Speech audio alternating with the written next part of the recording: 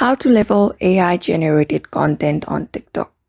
TikTok user guidelines require creators to disclose when content is made using AI tools. The new feature will prompt the creator to turn on the leveling feature so viewers know when the videos and photos were created using AI software.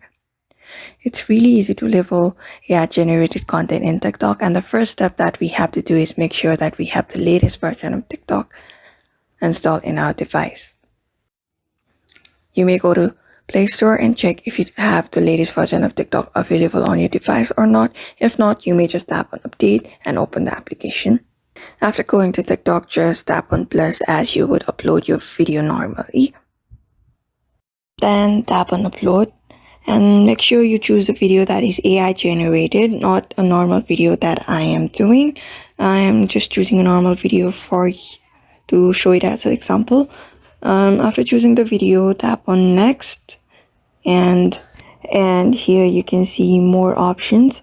Tap on it and scroll down to AI generated content between content disclosure and allow high quality uploads.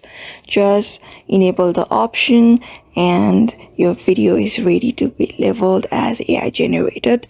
Tap on Post. Then you can see the video that you have uploaded has been leveled as AI generated below.